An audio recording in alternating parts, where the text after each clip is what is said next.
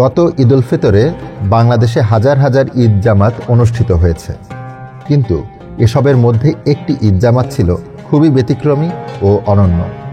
সেটা হলো নোয়াখালীর সোনাইমুড়িতে হিজবুত তৌহিদের শহীদি জামে মসজিদ প্রাঙ্গণের ঈদ জামাত। এখানে পাওয়া গেল রসুলাল্লাহর যুগের মতো প্রকৃত ইসলামের ঈদের আমেজ, আনন্দ ও সৌরভ, যা সম্ভব করে দেখালেন হিজবুত তৌহিদের মাননীয় ইমাম জনাব হোসাইন মোহাম্মদ সেলিম। আজকের ভিডিওতে আমরা দেখব কেমন ছিল নোয়াখালীতে হিজবুত তৌহিদের ইমামের ঈদ। ঈদের পূর্বেই নোয়াখালীতে নিজ বাড়িতে পৌঁছে যান মাননীয় ইমাম। শুরু হয় ঈদের দিনের পরিকল্পনা ও প্রস্তুতি। একদল স্বেচ্ছাসেবী মোমেন রাত জেগে প্রস্তুত করতে থাকেন ঈদ প্রাঙ্গণ। কেউ ব্যস্ত সাউন্ড সিস্টেমে, কেউ শামিয়ানা টাঙানোয়, কেউ পরিষ্কার পরিচ্ছন্নতায়। সকালেও চলতে থাকে নানা প্রস্তুতি। নির্ধারিত সময়ের পূর্বেই মসজিদ প্রাঙ্গণ লোকে লোকারণ্য হয়ে যায়। দলে দলে মুসল্লিরা পরিবার পরিজন, স্ত্রী সন্তানদের নিয়ে আসতে থাকেন ঈদ জামাতে। নারীদের ও পুরুষদের নামাজের স্থান এমনভাবে বন্দোবস্ত করা হয় যেন নারীরাও মাননীয় ইমামকে দেখতে পান ও খুতবা শুনতে পান। সূচনা বক্তব্যের মধ্য দিয়ে ঈদের আনুষ্ঠানিকতা শুরু করলেন শহীদি জামে মসজিদের সম্মানিত খতিব রাকিব আল হাসান। এই মুসলিম জনসংখ্যা আজকে সারা পৃথিবীতে লাঞ্ছিত হচ্ছে, অপমানিত হচ্ছে, অপদস্থ হচ্ছে, নিগৃহীত হচ্ছে, নিষ্পেষিত হচ্ছে। সেই কারণ অন্বেষণ করাটা সবার আগে জরুরি। কিছুক্ষণের মধ্যেই উপস্থিত হলেন মাননীয় ইমাম। এলো সেই প্রতীক্ষিত মাহেন্দ্রক্ষণ। শুরু হলো ঈদের খুতবা। সবার মধ্যে কৌতূহল, আজকের এই বিশেষ দিনে জাতির উদ্দেশ্যে কি বার্তা দিবেন মাননীয় ইমাম। তিনি বক্তব্যের শুরুতেই বললেন, রাষ্ট্র ব্যবস্থা ছাড়া ইসলাম পালন সম্ভব নয়, কারণ ইসলামের অধিকাংশ বিষয়ই রাষ্ট্রীয় বা জাতিগত বিষয়। এই ঈদ একটা জাতীয় অনুষ্ঠান, একটা জাতির উদযাপনের ব্যাপার, এটা রাষ্ট্রীয় ব্যাপার, এটা জাতিগত ব্যাপার। মিয়ানমার ও ফিলিস্তিনের মুসলমানদের কথা স্মরণ করে তিনি বলেন, বর্তমানে সারা বিশ্বে মুসলিমদের যে দুর্দশা চলছে, তাতে আমাদের ঈদ আনন্দ এখন অর্থবহ হয় না। মোমেনরা যখন আল্লাহর দিনকে বিজয়ী করতে পারবেন, তখন ঈদের আনন্দ অর্থবহ হবে। আজকে ফিলিস্তিনের মুসলমানদের কি ঈদ আছে? নাই। মিয়ানমারের মুসলমানদের ঈদ আছে? নাই। তারা রোহিঙ্গা ক্যাম্পে বসবাস করে, উদ্বাস্তু, তাদের কোনো বাড়িঘর নাই, ইজ্জত নাই, সম্মান নাই, তাদের পিতৃভূমি নেই, সব সেখান থেকে বহিষ্কৃত তারা। আজকে জাতিসংঘের ত্রাণের উপরে তারা তাদের জীবিকা নির্বাহ করছে। এই করুণ পরিণতি যে জাতির সামনে বর্তমান, আসলে সেই জাতির ঈদ আনন্দ অর্থবহ হয় না। এছাড়া মাননীয় ইমাম তার বক্তব্যে ঈমান, আকিদা, ইসলামের উদ্দেশ্য, পবিত্র কোরআনের উদ্দেশ্য, মুসলিম সমাজের অধঃপতন ইত্যাদি নিয়ে কথা বলেন। এই জাতির নামাজ আছে, রোজা আছে, হজ আছে, সবকিছু আছে, শুধু কি নাই? ঈমান নাই। এই ঈমানটাকে লা ইলাহা ইল্লাল্লাহ মুহাম্মাদুর রাসূলুল্লাহ। বক্তব্যের এক পর্যায়ে নামাজের নির্ধারিত সময় হয়ে যাওয়ায় শুরু হলো নামাজের প্রস্তুতি। প্রত্যেকে নামাজের জন্য দাঁড়িয়ে গেলেন। মাননীয় ইমাম ঘুরে ঘুরে নামাজের কাতার সোজা করতে লাগলেন। প্রত্যেকটা কাতার তিনি নিজে পরীক্ষা করে দেখলেন কোনো আঁকাবাঁকা আছে কিনা। ইসলামের অন্যান্য বিষয়ের মতো ঈদের নামাজ নিয়েও বহু মতভেদ আছে। সে ধরনের কোনো মতবিরোধ যাতে এখানে স্থান না পায়, সেজন্য তিনি নামাজের প্রাককালে সবাইকে ভালোভাবে নিয়মকানুন বুঝিয়ে দিলেন। এরপর শুরু হলো নামাজ। এক দৃষ্টিনন্দন দৃশ্যের অবতারণা হলো শহীদি জামে মসজিদ চত্বরে। নামাজের দৃশ্য যে এত সুন্দর হতে পারে, তা হিজবুত তৌহিদের সদস্যদের নামাজ না দেখলে বোঝা যাবে না।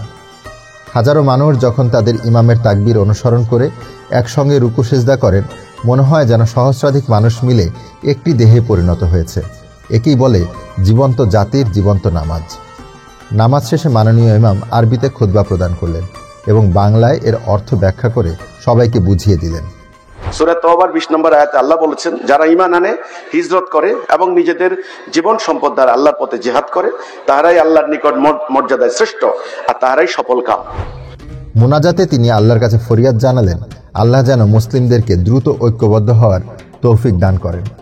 আল্লাহ রাব্বুল আলামিন বিশ্ব মুসলমানদের উপর যে জুলুম নিপীড়ন চলছে, সে নিপীড়ন বন্ধ করার জন্য যে ঐক্যবদ্ধতা দরকার, তুমি এই জাতিকে অতি সত্বর ঐক্যবদ্ধ হওয়ার তৌফিক দাও আল্লাহ।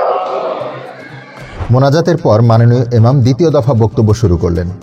এ সময় বাংলাদেশের পার্বত্য অঞ্চল, মিয়ানমার ও ভারতের কিছু অংশ নিয়ে নতুন রাষ্ট্র করার বিদেশি চক্রান্ত নিয়ে তিনি গভীরভাবে উদ্বেগ প্রকাশ করেন এবং সবাইকে সজাগ থাকার আহ্বান জানান। এই বাংলাদেশের পার্বত্য চট্টগ্রামে কি হচ্ছে, সেখানে একটা সন্ত্রাসী গোষ্ঠী সেখানে চেষ্টা করছে কয়েকটা জেলাকে আলাদা করে নেওয়ার জন্য। তিনি বাংলাদেশকে রক্ষার জন্য মোমেনদেরকে প্রস্তুত থাকতে বলেন। তিনি বলেন, রসুল সাল্লাল্লাহু আলাইহি সাল্লামের সময় সাহাবীরা যেভাবে মদিনা রক্ষা করেছেন, আল্লাহ রসুলকে রক্ষা করেছেন, ঠিক সেভাবেই বুক পেতে দিয়ে বাংলাদেশের মাটিকে আমাদের রক্ষা করতে হবে। রাসূলকে সেভ করার জন্য মানব ডাল নির্মাণ করেছে, পিঠে শত শত তীর বিদ্ধ হয়েছে, রাসূলকে সেভ করেছেন।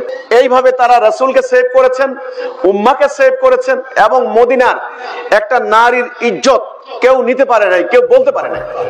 এ সময় সকলে অখণ্ড মনোযোগ ও অকল্পনীয় শৃঙ্খলার সঙ্গে মাননীয় ইমামের বক্তব্য শুনতে থাকেন এবং দেশকে রক্ষার শপথ নেন। বক্তব্য শেষে মাননীয় ইমাম সবাইকে প্রশ্ন করেন, কারোর কোনো খাবারের কষ্ট আছে কিনা, কেউ বিনা চিকিৎসায় কষ্ট পাচ্ছে কিনা, কেউ থাকার জায়গা নেই এমন আছে কিনা। আজকে ঈদের মাঠে এসেছেন, ঘরে খাবার নাই এমন আছে নাকি কেউ? এরপর সবাইকে সেমাই খাওয়ানোর মাধ্যমে আপ্যায়ন করেন মাননীয় ইমাম। মিষ্টিমুখ করে সকলে কোলাকুলি করেন। এ সময় শিশু, কিশোর, যুবক, বৃদ্ধ, নারী পুরুষ নির্বিশেষে এক অপার্থিব সৌহার্দ্যের পরিবেশ তৈরি হয়।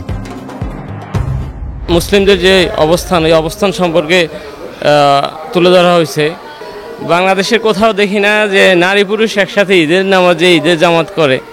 এই প্রথম ঈদের জামাতে অংশগ্রহণ করতে পেরে এভাবে এমন পরিবেশে ইমামের যে কথাতে আমরা যে জেনেছি যে ইসলাম শুধুমাত্র লেবাস না, ইসলাম শুধুমাত্র আমল না, ইসলাম হচ্ছে সমস্ত পৃথিবীতে মানব জাতির মধ্যে শান্তি প্রতিষ্ঠা করা, মানবাধিকার প্রতিষ্ঠা করা। শতাধিক শিশু উপস্থিত ছিল মসজিদ প্রাঙ্গণে। মাননীয় ইমাম তাদের ঈদ আনন্দে শরিক হন। তিনি সবাইকে ঈদের সালামি প্রদান করেন, ফটো সেশন করেন এবং তাদেরকে মসজিদ চত্বরে খেলাধুলার পরিবেশ করে দেন। এদিকে বড়রা ঈদের আনন্দ উদযাপন করেন ঈদের বিশেষ পত্রিকা প্রচারের মাধ্যমে মানুষের কাছে সত্য পৌঁছে দিয়ে। ঈদ জামাত শেষ হওয়ার সঙ্গে সঙ্গেই তারা বেরিয়ে পড়েন সংগ্রামে। ঈদকে আমরা কুরবান দিয়ে আমরা মনে করেন যে পত্রিকা নিয়ে, দেশের পত্র পত্রিকা নিয়ে বের হয়েছি, যাতে মানব জাতি এই পত্রিকার মাধ্যমে এই সত্যটা জানতে পারে। আজ মুসলমান নামক জাতি কেন এই দুর্দশা।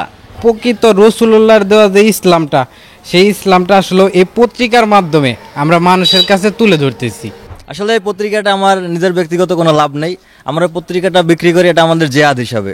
আমাদের কথা হচ্ছে, মানুষ যদি এই প্রকৃত ইসলামে আসে, মানুষ আবার ভাই ভাই হবে, মানুষের সমাজে কোনো অন্যায় থাকবে না, অবিচার থাকবে না, অশান্তি থাকবে না, আবার প্রকৃত ইসলাম দুনিয়াতে প্রতিষ্ঠা হবে। কেউ দিন মজুরি করে, কেউ চাকরি করে, কেউ রিক্সা চালায়, সমস্ত টাকা থেকে আমরা 2 টাকা 5 টাকা যতটুকু পারি আমাদের পকেট থেকে বোঝাই হলেও এই টাকা আমরা ডেমারেজ দিই। কেন দিই? যে এর বিনিময়ে মানুষ যাতে সত্যটা বুঝতে পারে। সারা দেশের হাজারো ঈদ জামাতের সঙ্গে হিজবুত তৌহিদের ঈদ জামাতের পার্থক্যগুলো নিশ্চয়ই আপনারা বুঝতে পেরেছেন। আমরা দেখি অন্যান্য ঈদের জামাতের ইমামরা, খতিবরা সাধারণত টাকার বিনিময়ে নামাজ পড়িয়ে থাকেন, কিন্তু হিজবুত তৌহিদের মাননীয় ইমাম কোনো টাকা নেননি, উল্টো নিজেই খরচ করে মুসল্লিদের আপ্যায়ন করেছেন। সাধারণত প্রচলিত ঈদের মাঠে চাঁদা কালেকশন করে ইমাম ইয়ের জন্য, হুজুরের লাগে, ইমামের জন্য। আমার চাঁদা দিতে হবে না, আল্লাহ রহম, বিনা পয়সায় নামাজ পড়াই দিলাম আর কি, ঠিক আছে। আর এখানে ইমাম কোনো ধর্মের বিনিময় নিয়ে কাজ করে না, উনি আরও মানুষকে আরও দেয়।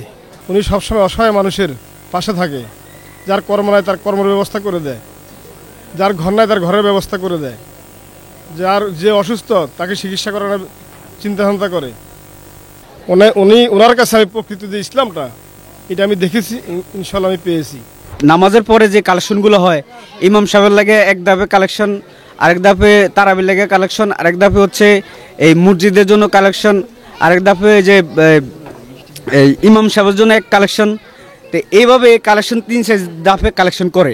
এখানে এই নামাজের পরে আমি দেখলাম আসলে এখানে কোনো কালেকশনও করা হয়নি।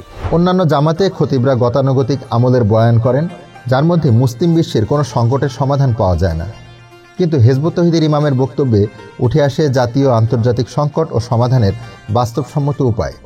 আমরা বলতে চাই, আমাদের বক্তব্য যে মহান আদর্শ আমরা পেয়েছি,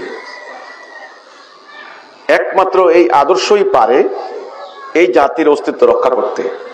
সাধারণ ভাই বোনেরা কে কিভাবে আছেন, এই সুখ দুঃখের খোঁজখবর উনি নেন। কার ঘরে খানা নাই, কার ছেলে মেয়েরা অসুখে ভুগতেছে এবং আপনার খানাপিনায় ভুগতেছে, কাজকর্ম নাই, এনিথিং সব দিক নিয়ে উনি চিন্তাধারা করেন। আর এবারে প্রথম না, আরও কয়েকবার এসেছি এই শহীদি জামে মসজিদে সালা কায়েম করতে, তো আমার কাছে খুব ভালো লাগছে। অন্যান্য ঈদ জামাত শেষে সাধারণত মুসল্লিরা মেতে ওঠেন উদরপূর্তি, বিনোদন, বিলাসিতা আর অর্থের অপচয়ে। পক্ষান্তরে হিজবুত তৌহিদের সদস্যরা ঈদের আনন্দ উদযাপন করেন জনগণের কাছে সত্যের বাণী পৌঁছে দেওয়ার মাধ্যমে, জিহাদের মাধ্যমে। অন্যান্য ঈদ জামাতে এক শ্রেণীর খতিব অনৈক্য সৃষ্টিকারী বক্তব্য দান করেন। জামাত শেষে বের হয়ে মুসল্লিরা মারামারিও করে থাকেন অনেক জায়গায়। এমনকি ঈদ জামাতের সময় নির্ধারণ নিয়ে অনেক স্থানে মুসল্লিদের দুই গ্রুপে ঘটে রক্তক্ষয়ী সংঘর্ষ।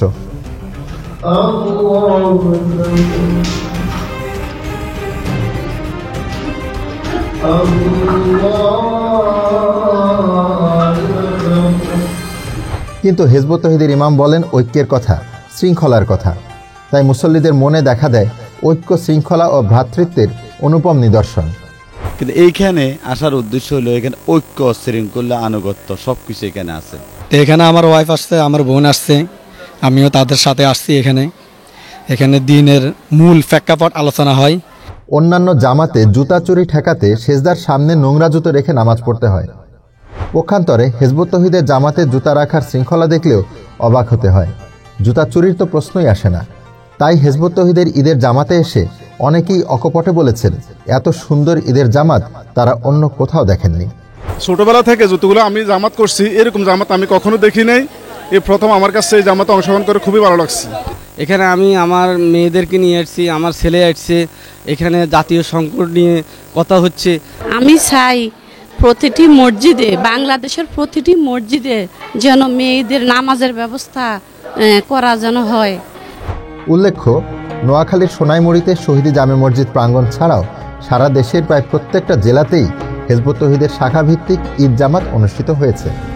দর্শক, ঈদ অর্থবহ ও প্রাণবন্ত হবার জন্য আল্লাহর দ্বীন প্রতিষ্ঠা থাকা আবশ্যক।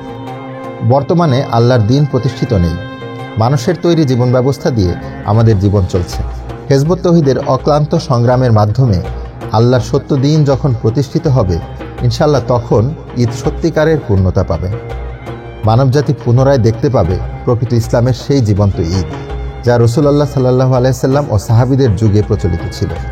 সেই সময় আসন্ন।